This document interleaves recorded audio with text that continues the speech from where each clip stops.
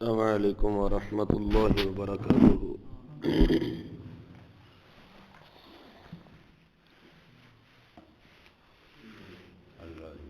پہلا پارہ سورۃ البقرہ، آیت نمبر 5، 6 اور 7۔ اعوذ باللہ من الشیطان الرجیم، بسم اللہ الرحمن الرحیم۔ اولئک علی ھدی من ربہم، وہی لوگ اپنے اللہ کی طرف سے ہدایت پر ہیں۔ وَأُولَئِكَ هُمُ الْمُفْلِحُونَ، اور وہی لوگ کامیاب ہیں۔ إِنَّ الَّذِينَ كَفَرُوا سَوَاءٌ عَلَيْهِمْ، بے شک جو لوگ کافر ہوئے برابر ہے ان پر۔ أَأَنذَرْتَهُمْ، آپ ان کو ڈرائیں، أَمْ لَمْ تُنذِرْهُمْ، یا نہ ڈرائیں ان کو، لا يؤمنون، وہ ایمان نہیں لائیں گے۔ ختم اللہ علی قلوبہم، مہر لگا دی اللہ نے ان کے دلوں پر۔ وعلی سمعہم، اور ان کے کانوں پر۔ وعلی ابصارہم غشاوہ، اور ان کی آنکھوں پر پردہ ہے۔ وَلَهُمْ عَذَابٌ عَظِيمٌ، اور ان کے لیے بہت بڑی سزا ہے۔ سورۃ البقرہ کا آغاز قرآن مجید کے منزل من اللہ ہونے میں، اس میں کوئی تردد اور شک شبہ نہ ہونے کے ذکر سے کیا گیا۔ دوسری اہم ترین بات سورۃ البقرہ کے آغاز میں یہ ارشاد فرمائی گئی کہ یہ کتاب لا ریب متقی لوگوں کے لیے، جو بن دیکھے ایمان لاتے ہیں، نماز قائم کرنے والے اور اللہ کی راہ میں خرچ کرنے والے، قرآن مجید پر بھی اور پہلی کتابوں پر اور آخرت پر بھی ایمان لانے والے ہیں۔ یہ ایسے لوگوں کے لیے موجب ہدایت ہے اور ایسے لوگوں کے لیے راہ عمل مہیا کرتا ہے۔ پھر ایسے لوگوں کے اوصاف کا ذکر فرمانے کے بعد ان کے انعام اور اللہ سبحانہ و تعالی کی ان پر عنایات، فضل و کرم اور نوازشات کا ذکر ہوتا ہے۔ اصل یہ جو مضمون سورۃ البقرہ کے شروع سے چل نکلا ہے، یہ عین اس وقت نازل ہو رہا تھا جب صحابہ کرام ہمہ وقت اس کوشش اور اس فکر میں ہر وقت مبتلا رہتے تھے کہ کون سے اعمال جن کی بنیاد پہ اللہ سبحانہ و تعالی کا قرب نصیب ہو، اور کون سے ایسے عوامل ہیں جن کی وجہ سے اللہ سبحانہ و تعالی انسان پہ ناراض ہو کے دنیا اور آخرت اس کی برباد کر دیتے ہیں۔ صحابہ ہر وقت اس فکر سے بے چین اور بے قرار رہتے تھے۔ اللہ سے یہی دعا کروں گا، خصوصاً اپنے لیے بھی اور آپ تمام حضرات کے لیے بھی اور سامعین کے لیے بھی، کہ اللہ ہمارے دلوں کو یہ روگ لگا دے، یہ فکر لگا دے، اور اللہ یہ درد ہمارے دلوں کو لگا دے کہ ہم اس پہچان اور اس تعارف کو پہچاننے کے قابل ہو جائیں، یہ معرفت ہمیں نصیب ہو جائے کہ کون سا رستہ میرے مالک کو راضی کرنے والا، میرے دل کو سکون دینے والا ہے، اور کون سا رستہ میرے مالک کو ناراض کر کے میرے دل گنہگار کو بے قرار اور سیاہ کرنے والا ہے۔ اس کی بڑی سادہ اور عام فہم سی ایک مثال میں آپ کو عرض کروں۔ جناب رسول اللہ صلی اللہ علیہ وآلہ وسلم تشریف فرما تھے، تو یہ جو میں نے ابھی بات عرض کی ہے صحابہ کرام رضوان اللہ علیہم اجمعین کی ہمہ وقت کیفیت کیسی رہتی تھی، تو صحابہ نے ایک سوال حضور کی بارگاہ میں عرض کیا۔ عرض کرنے لگے، حضور قرآن مجید کی کچھ آیات ایسی ہیں کہ جن کو دیکھ کے تو ہمارے حوصلے بلند ہو جاتے ہیں، اور جن کو دیکھ کے ہم بے فکر ہو جاتے ہیں، جن کو پڑھ کے ہمارے دل بڑے ہو جاتے ہیں، سینے فراغ ہو جاتے ہیں، اور اسی قرآن مجید کی کچھ آیات ایسی ہیں کہ جن کو پڑھ کے ہماری کمریں ٹوٹ جاتی ہیں، جن میں عذاب کے ذکر پڑھ کے ہم مایوسی کا شکار ہو جاتے ہیں، تو ہمیں کیسے معلوم ہوگا کہ ہم کون سے لوگ ہیں؟ اپنی کیٹیگری معلوم کرنی چاہیے کہ میں کس ضمن میں ہوں۔ اس کے لیے بہترین راستہ یہ ہے کہ وقفے وقفے سے اپنا احتساب نفس کرتے رہنا چاہیے، تجدید ایمان کی دعا کرتے رہنا چاہیے۔ تو جب جناب رسول اللہ صلی اللہ علیہ وآلہ وسلم سے یہ سوال ہوا، بڑا اہم سوال ہے۔ سرکار قرآن مجید کی کچھ آیات ایسی ہیں کہ جن کو پڑھ کے ہمارے حوصلے بلند ہو جاتے ہیں، اور قرآن مجید کے کچھ معاملات ایسے ہیں، واقعات ایسے ہیں جن کو پڑھ کے ہمارے حوصلے پست ہو جاتے ہیں، کمریں ٹوٹ جاتی ہیں، مایوسی کا شکار ہو جاتے ہیں۔ تو ابن ابی حاتم میں یہ روایت موجود ہے کہ جناب رسول اللہ صلی اللہ علیہ وسلم نے سورۃ البقرہ شروع سے پڑھنی شروع فرما دی۔ بسم اللہ الرحمن الرحیم، الف لام میم، یہاں سے آپ سرکار تلاوت فرماتے ہوئے اولئک علی ھدی من ربہم تک پہنچتے ہیں، جو ہمارے آج کے سبق کی پہلی آیت مبارکہ ہے، 5 نمبر، اولئک علی ھدی من ربہم واولئک ھم المفلحون۔ یہاں تک تلاوت فرما کے حضور فرماتے ہیں یہ لوگ جنتی ہیں، یہ لوگ اللہ کی رحمت کے مستحق ہیں۔ پھر اس کے بعد فرمایا ان الذین کفروا سواء علیہم انذرتہم ام لم تنذرہم لا یؤمنون، ختم اللہ علی قلوبہم وعلی سمعہم وعلی ابصارہم غشاوۃ ولہم عذاب عظیم۔ فرمایا یہ لوگ جہنم والے ہیں، یہ لوگ رب کی رحمت سے دور ہیں۔ تو صحابہ کرام پہلی آیتیں 5 آیتیں سن کے کہنے لگے الحمدللہ، ہمارا شمار انہی لوگوں میں ہوتا ہے۔ اور اگلی 2 آیات سماعت کرنے کے بعد صحابہ فرمانے لگے اللہ کا شکر ہے کہ ہمارے اندر یہ باتیں موجود نہیں ہیں۔ تو میں سمجھتا ہوں کہ یہ قرآن مجید ہمارے لیے ایک ترازو ہے، ہمارے لیے ایک پرکھنے کا معیار ہے، ایک ماپنے کا آلہ ہے کہ جس کی آیات کے تناظر میں میں اور آپ اپنے اعمال، اپنی نیتوں کو، اپنے اخلاص، اپنے زہد و تقوی کو اور اپنے ایمان کو جانچ سکتے ہیں، پڑتال کر سکتے ہیں، پرکھ سکتے ہیں، تول سکتے ہیں۔ بس اللہ سے پھر وہی دعا دہرا دیں، اللہ تجدید ایمان فرما دیں، اور اللہ ہمارے ایمان کو ایسا بنا دے جو مالک الملک کے مقربین لوگوں کا ایمان ہے۔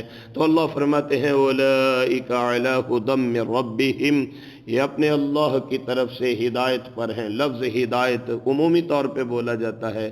اب معلوم یہ ہوتا ہے کہ جب ہم اسلام میں داخل ہوتے ہیں یقیناً وہ بھی ہدایت کا معاملہ ہے، تو اگر اسلام میں داخل ہونے کے بعد بھی خدا نخواستہ بندہ مسلمان سے، بندہ مومن سے کوئی غلطیاں یا نافرمانیاں سرزد ہو سکتی ہیں، یقیناً اس کا احتمال موجود ہے۔ تو ایسی کیفیت میں اس کی تفسیر کیا ہوگی؟ اس کے لیے رجوع کیجئے سیدنا عبداللہ ابن عباس رضی اللہ تعالیٰ عنہما، جو مفسر قرآن ہیں اور جن کے سینہ اقدس پہ ہاتھ رکھ کے رسول اللہ علیہ السلام نے ان کے شرح صدر کی دعا فرمائی تھی۔ اب انہوں نے اس کی تفسیر کیا فرمائی؟ وہ فرماتے ہیں اولئک علی ھدی من ربہم، یوں سمجھو کہ وہ اپنے رب کی طرف سے استقامت پر ہیں۔ ہدایت کا مطلب استقامت پر ہیں، ہدایت کا مطلب رب کی طرف سے نور پر ہیں، ایسا نور حق جو اللہ کی طرف سے انسان کے قلب اطہر پہ اترتا ہے تو انسان کے دل کی دھڑکنیں اللہ کی یاد سے معمور ہو کے مالک الملک کے ذکر میں اپنے آپ کو مصروف کر لیتی ہیں۔ اور ایسا استقامت کا راستہ کہ جب اپنے اللہ سے لو لگا لی پھر ساری دنیا ایک طرف، اس کے من سے اللہ کی محبت اور اس کے دل سے اللہ کی یاد کوئی نہیں نکال سکتا۔ اس کی یہ تفسیر حضرت عبداللہ بن عباس فرماتے ہیں اولئک علی ھدی من ربہم، وہ اپنے رب کی طرف سے نور پر بھی ہیں، استقامت پر بھی ہیں، واولئک ھم المفلحون، یہ بہت بڑا سرٹیفکیٹ ہے کہ وہ لوگ کامیاب ہو گئے جب ان کا امتحان، چونکہ متقین کا ذکر ہے آگے چل کے ہم پڑھیں گے، اللہ فرماتے ہیں اولئک الذین امتحن اللہ قلوبہم للتقوی، ان کے دلوں کا امتحان اللہ نے لیا، اور ان کا نصاب کیا تھا؟ فرمایا تقوی کی بنیاد پہ امتحان لیا۔ تو تو رزلٹ کیا نکلا؟ صرف 100/100 نہیں بلکہ 100% سے بھی بڑھ کے صحابہ کرام اور اہل اللہ لوگ اس امتحان میں کامیاب ہو گئے۔ تو پھر اللہ کی طرف سے جو رزلٹ کارڈ ملتا ہے وَأُولَئِكَ هُمُ الْمُفْلِحُونَ، یہی لوگ کامیاب ہیں۔ ان الذین کفروا، اللہ اکبر، قرآن مجید کا یہ اسلوب بیان ہے۔ اچھے لوگوں کا ذکر کرنے کے بعد برے لوگوں کا ذکر کر دیا جاتا ہے، جنت کا ذکر فرمانے کے بعد جہنم کا ذکر کر دیا جاتا ہے۔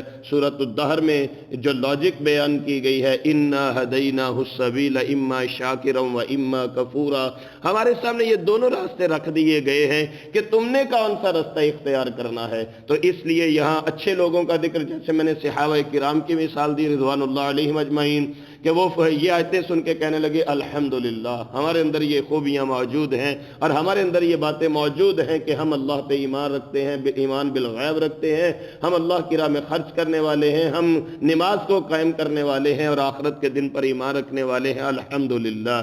پھر اللہ فرماتے ہیں ان الذین کفروا، جو لوگ کافر ہو گئے، نافرمان ہو گئے، انکاری ہو گئے، اللہ سبحانہ و تعالیٰ کے احکامات کی تعمیل میں تردد کا شکار ہو گئے، اللہ اکبر، انذرتہم، ان کی کیفیت یہ ہے کہ آپ ان کو ڈرائیں، ام لم تنذرہم، یا نہ ڈرائیں ان کو، لا یؤمنون، وہ ایمان نہیں لائیں گے۔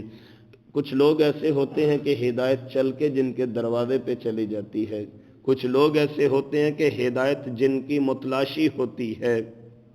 یہ تو اللہ کی طرف سے نصیب کی بات ہے، قسمت کی بات ہے کہ اگر نصیب اور قسمت اچھا ہو تو پھر عالم یہ ہوتا ہے کہ حبشے سے چل کے آنے والا کالے رنگ کا حبشی نسل کا ایک بلال ہے، اور عظمت یہ ملتی ہے کہ فتح مکہ والے دن حضور فرماتے ہیں یہ تجھے ہلکی آواز میں بھی کلمہ حق لا الہ الا اللہ نہیں پڑھنے دیتے تھے، آج سارے سردار نیچے کھڑے ہیں، بلال بیت اللہ کی چھت پہ چڑھ کے اللہ کی توحید کا اعلان بلند کر دو۔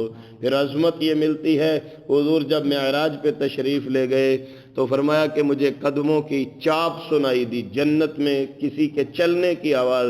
تو میں نے پوچھا جبریل یہ کس کے قدموں کی آواز ہے؟ تو جبریل فرماتے ہیں کہ یہ مقام اللہ نے آپ کے بلال کو دیا ہے کہ بلال زمین پہ چلتے ہیں، بلال کے قدموں کی آواز اللہ کے جنت میں سنائی دیتی ہے۔ یہ اللہ کی طرف سے خوش نصیبی ہے۔ اب اس کے اپوزٹ دیکھیں کہ کچھ لوگ ایسے ہیں کہ حضور کے رشتہ دار ہیں، حضور کا سگا چچا ہے، شعلے کی طرح بھڑکتا ہوا سرخ جوانی کا رنگ ہے، لیکن اس کے باوجود قرآن مجید اس کو وعید سناتا ہے تبت یدا ابی لہب وتب، قیامت تک اس پہ لعنتیں برستی رہیں گی۔ کس وجہ سے؟ کہ اس نے انکار حق کر دیا، اس نے اغماز حق کر دیا، اس نے حق کو ٹھکرا دیا۔ تو اس لیے اللہ فرماتے ہیں کہ کچھ لوگ ایسے ہیں، آپ ان کو ڈرائیں یا نہ ڈرائیں، لا یؤمنون، وہ ایمان نہیں لائیں گے، وہ کلمہ حق کا اعتراف اور اقرار نہیں کریں گے۔ وجہ کیا ہے؟ ختم اللہ علی قلوبہم، اصل بات یہ ہے کہ ان کے دلوں پہ مہر لگا دی گئی ہے۔ یہ دل کا معاملہ بڑا عجیب معاملہ ہے۔ جناب رسول اللہ صلی اللہ علیہ وآلہ وسلم نے فرمایا انسان کے بدن میں ایک ٹکڑا ایسا ہے، اگر یہ درست ہے تو پھر سارے اعمال درست ہو جائیں گے۔ بس اللہ سے یہ دعا کیجیے اللہ ہمارے دل کو درست فرما دے۔ حقیقت بات یہ ہے، میں تو اکثر آپ کو یہ مثال دیتا ہوں کہ اگر میرے دل کی ہر دھڑکنے والی دھڑکن کے اندر اللہ کا اسم ذات موجود نہیں ہے تو پھر میرے دل کا دھڑکنا بیکار ہے، بالکل بیکار ہے۔ آپ کی سائنس آج کہتی ہے کہ روزانہ 1,00,000 سے زیادہ ہمارا دل دھڑکتا ہے، تو بھائیو زیادہ نہیں تو 1000 دفعہ تو کبھی اللہ کے اسم ذات کا وظیفہ روزانہ کی بنیاد پہ شروع کرنا چاہیے، کبھی تو اللہ کی یاد سے اپنے سینوں کو معمور کرنا چاہیے۔ تو حضور فرماتے ہیں کہ یہ ٹکڑا ایسا ٹکڑا ہے، اگر یہ درست تو سب کچھ درست ہے، اگر دل درست نہیں تو پھر کچھ بھی درست نہیں ہے۔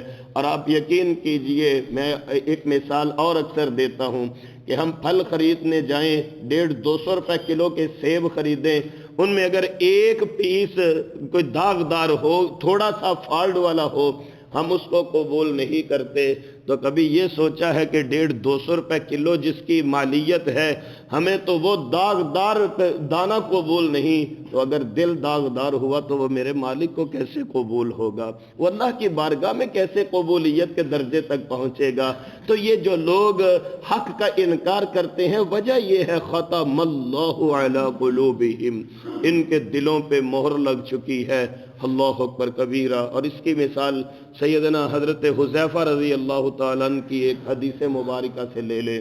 حضرت حذیفہ فرماتے ہیں رسول اللہ صلی اللہ علیہ وآلہ وسلم کی مجلس میں یہی دلوں کی باتیں ہو رہی تھی، دل کی کیفیت کا ذکر ہو رہا تھا، تو حضور فرمانے لگے فتنے آئیں گے۔ دل کی یہ کیفیت جو یہاں بیان ہوئی یہ کس وجہ سے ہوتی ہے کہ جب انسان بالکل انکاری ہو جائے۔ حضور فرماتے ہیں کہ جس طرح ایک بورا ٹوٹتا ہے نا اور اس کا ایک ایک تنکا گرتا جاتا ہے، آپ نے دیکھا ہوگا کہ کوئی بھی بنی ہوئی چیز ہے بس اس کا ایک سرا ادڑنے کی دیر ہے، پھر ایک ایک کر کے سارے تنکے بکھرنے شروع ہو جاتے ہیں۔ تو حضور فرماتے ہیں جیسے بورے کے تنکے بکھرتے ہیں اور ایک کے بعد ایک نکلتا ہے، سرکار دو عالم صلی اللہ علیہ وآلہ وسلم فرماتے ہیں فتنے اس طرح دلوں کو گھیرتے ہیں۔ پھر اس کے بعد کیفیت کیا ہوتی ہے کہ جو دل ان فتنوں کو قبول کرتا جاتا ہے، ہر ایک فتنے کے بعد اس دل پہ ایک کالا نقطہ لگتا جاتا ہے اور وہ دل سیاہ ہوتا جاتا ہے۔ قرآن مجید نے 3 طرح کی کیفیتوں کا ذکر فرمایا۔ ایک لفظ بولا گیا رانا دلوں کے لیے، دوسرا لفظ بولا گیا ہے اقفال، جیسے میں نے پہلے دن جو سبق تھا وہاں پہ بھی میں نے عرض کیا تھا فَلَا يَتَدَبَّرُونَ الْقُرْآنَ أَمْ عَلَىٰ قُلُوبٍ أَقْفَالُهَا۔ دوسری کیفیت قرآن مجید نے کفل کی بیان فرمائی ہے، اور تیسری کیفیت اللہ نے یہ ختم تباہ کے مقابلے میں آتا ہے مہر لگنے والی کیفیت بیان فرمائی ہے۔ تو معلوم ہوتا ہے کہ دل کبھی کبھی تھوڑا غافل ہوتا ہے، اس کو رانا کہا جاتا ہے، لیکن اگر اللہ توبہ کی توفیق دے دیں اور آنسوؤں کے پانی کے ساتھ کبھی تہجد کے وقت اٹھ کے استغفار کا صابن لے کے اپنے دل کو دھونے کا اہتمام کر لیں تو پھر تو بھلے کیا کہنے۔ لیکن اگر کبھی آنکھ سے آنسو نہ نکلا اور کبھی مالک الملک جس کے مٹھی میں ہمارے دل ہیں، جس وقت چاہے اللہ مروڑ دے، جس وقت چاہے سانسیں بند کر دے، اگر اللہ کی طرف سے یہ توفیق نہ ہو تو پھر یہ کیفیت ہوتی ہے کہ پہلے وہ غافل ہوتا ہے، پھر اس پہ قفل لگتا ہے، پھر ایک وقت آتا ہے ختم اللہ علی قلوبہم، ایسی مہر لگتی ہے پھر اس کو پتہ ہی نہیں چلتا کہ حق بات میں ٹھکرا کے اللہ سے عذاب کو مول لے رہا ہوں۔ تو حضور فرماتے ہیں کہ جو دل ان فتنوں کو قبول کر لے گا، فتنوں سے ہم ہمیشہ بچنے کی دعا کیا کریں۔ آپ یقین کیجئے یہ جیسے جیسے ٹیکنالوجی کے دور کی طرف ہم جا رہے ہیں اور جیسے جیسے ہم آگے کی طرف چل رہے ہیں، ایک سے بڑھ کے ایک فتنہ موجود، کہیں قادیانیت کا فتنہ، کہیں ختم نبوت کے منکروں کا فتنہ، کہیں پہ انکار حدیث کا فتنہ، کہیں پہ کوئی فتنہ۔ یہ سوشل میڈیا کا دور جب سے ہے تب سے تو ہماری ہوائیں بگڑ گئی ہیں۔ یقین کیجئے روز ایک نت نیا فتنہ ہمارے علم میں آتا ہے۔ تو سرکار فرماتے ہیں جو دل ان فتنوں کو قبول کرنا شروع کر دے وہ دل بند ہو جاتا ہے، اس پہ سیاہ نقطے لگ لگ کے وہ بالکل کالا اور سیاہ ہو جاتا ہے۔ اس کے مد مقابل یہ حضرت حذیفہ والی حدیث کے لفظ ہیں جس نے میرے تو کم از کم ایمان کو ہرا کر دیا۔ اللہ ہم سب کو یہ سمجھنے کی توفیق دے۔ اللہ اکبر۔ حضور فرماتے ہیں فتنے تو آتے ہیں لیکن جو دل فتنے کو ماننے سے انکار کر دے اس کی جگہ پہ دل کے اندر اللہ کی طرف سے نور کی ایک روشنی بلند ہو جاتی ہے۔ ایک دفعہ کسی فتنے کا انکار کیا اللہ کس سے ڈرتے ہوئے اللہ کی یاد میں، تو دل میں ایک سفید نقطہ لگ گیا، ایک روشنی لگ گئی، ایک ٹک لگا دیا گیا۔ پھر دوسرا فتنہ بندے کی زندگی میں آتا ہے، بندہ نہیں مانتا، کہتا نہیں جو میرے اللہ نے فرمایا، جو رسول اللہ نے فرمایا وہی برحق ہے۔ حضور فرماتے ہیں اس کے دل میں ایک اور سفیدی آ جاتی ہے، حتیٰ کہ ایک وقت آتا ہے اس کا دل منور اور روشن ہو جاتا ہے اور اس کا دل اللہ کی بارگاہ میں قبول ہو جاتا ہے۔ بس اللہ سے دعا کرے اللہ ہمارے دل کی یہ کیفیت فرما دے، ہمارے دل سفید ہو جائیں، سیاہ نہ ہوں، ہمارے دل اللہ کی طرف متوجہ ہو جائیں، غافل نہ ہوں۔ تو اللہ فرماتے ہیں ختم اللہ علی قلوبہم، ان کے دلوں پہ مہر لگ چکی ہے، وعلی سمعہم، ان کے کانوں پہ بھی۔ قوت سمع تو اللہ سب کو دیتے ہیں لیکن ان کانوں سے اگر اللہ کا ذکر سننا نصیب نہیں، قرآن پاک کی تلاوت سننی نصیب نہیں اور اچھی باتیں سننی نصیب نہیں تو پھر اس قوت سماعت کا کیا فائدہ۔ وعلی अबसारिहिम गिशावतुन, इसकी आंखों पे, इनकी आंखों पे पर्दे पड़ चुके हैं। अगर इन आंखों से कुरान मजीद की तिलावत नसीब नहीं, अगर इन आंखों से हक बात को पहचान के उसका इकरार नसीब नहीं, तो फिर इन आंखों का क्या फ़ायदा। तो अल्लाह फरमाते हैं वअला अबसारिहिम गिशावतुन, उनकी आंखों पे पर्दे पड़ चुके हैं। सैयदना अब्दुल्लाह बिन अब्बास रज़ी अल्लाह ताला अन्हुमा, आखिर उम्र में इनकी बेनाई जाती रही थी, पिछली उम्र में जाके तकरीबन 90 साल की उम्र के बाद हकीमों ने बड़े टेस्ट किए, और तमाम हकीमों का, जो डॉक्टरों का एक बोर्ड था, उनकी मुश्तरका तजवीज़ ये थी कि हज़रत की आंखों का इलाज हो सकता है, लेकिन उसके लिए शर्त ये है कि कुछ दिन ये सजदा नहीं करेंगे, ये सीधे लेटे रहेंगे, ये वुज़ू नहीं करेंगे। तो आपको मालूम है हज़रत अब्दुल्ला बिन अब्बास ने फरमाया था कि मैंने उन आँखों का क्या करना है कि अगर सजदे की तौफीक छीन ली जाए तो ऐसी भी आंखें खुश नसीबों को अल्लाह नसीब फरमाते हैं। तो लिहाजा एक वो लोग हैं कि जिनको अपनी आंखें नहीं, अल्लाह की बारगाह में झुकना नसीब है, महबूब है, और अल्लाह की बारगाह के अंदर इज्जो इनकिसारी महबूब है। और एक वो लोग हैं कि जिनको अल्लाह ने मोटी मोटी आंखें दी हों लेकिन कुरान पाक पढ़ना नसीब नहीं, अल्लाह की याद में इन आंखों से आंसू बहना नसीब नहीं, अल्लाह की राह में इन आंखों का पहरा देना नसीब नहीं, और अल्लाह की राह में इन आंखों का जागना अगर नसीब नहीं, तो फिर अल्लाह फरमाते हैं वअला अबसारिहिम गिशावतुन, उनकी आंखों पे पर्दे पड़ चुके हैं। और इसका नतीजा क्या निकलेगा, वलहुम अज़ाबुन अज़ीम। मैं समझता हूँ अगर सिर्फ अल्लाह अज़ाब का लफ्ज़ बोल देते तो भाइयों यकीन कीजिए कि ये भी बहुत बड़ी बात है। अल्लाह हम सब को अज़ाब से महफूज फरमा ले। हुजूर तो इस अज़ाब को याद करके इतना रोते थे कि सैयदा आयशा रज़ी अल्लाह अन्हा फरमाती हैं कि जैसे हंडिया के उबलने की आवाज़ आती है, ऐसे रसूलुल्लाह के सीने मुबारक से गिड़गिड़ाने की आवाज़ पैदा हुआ करती थी। तो अल्लाह तो सिर्फ अज़ाब का लफ्ज़ भी बोल देते तो वो भी कलेजे मुंह को आ जाते हैं और पित्ते पानी हो जाते हैं। लेकिन कैसे बदनसीब है जिनके लिए अल्लाह फरमा रहे हैं वलहुम अज़ाबुन अज़ीम, उनके लिए बहुत बड़ी सज़ा मैंने रखी है। वो कितनी बड़ी है वो मेरे अल्लाह के इल्म में है। बस अल्लाह सुब्हानहू व तआला कुरान पाक पढ़ने पढ़ाने की बरकत से हम सबको महफूज फरमा ले, हमें ऐसा बना दे कि हम अल्लाह को पसंद आ जाए, और कुरान पाक की तालीमात की रहमतें और बरकतें अल्लाह हम पर, हमारे कारोबार, अहले खाना और दीगर मामलात पर वारिद फरमा दें। अल्लाह सुब्हानहू व तआला हमारे बीमारों को शिफा नसीब फरमा दे, हमारे फौतशुदगान की मगफिरत फरमा दें, जो मजबूर हैं अल्लाह उनकी मजबूरियों को रफ़ा फरमा दें, जो मकरूज़ हैं अल्लाह उनके कर्ज दूर फरमा दें, और अल्लाह अपनी रहमत कामिला के साथ हम सबको ऐसा बना दें कि हम चलते फिरते कुरानी आयात की तफसीर हों। मौसम की शिद्दत है, धुंध का समा है, अपनी ज़रूरियात के लिए, रिज़्क़े हलाल के हुसूल के लिए, अपनी ड्यूटियों के लिए घरों से निकलते हैं, कुरान पाक को पढ़ के हम अपने दिन का आगाज़ कर रहे हैं। अल्लाह इसकी बरकत से आने जाने वाले मुसाफिरों की हिफाजत फरमा दे और खैर व आफियत से अपने घरों को वापस लौटना नसीब फरमा दे। आखिर दावाना अल्हम्दुलिल्लाहि रब्बिल आलमीन।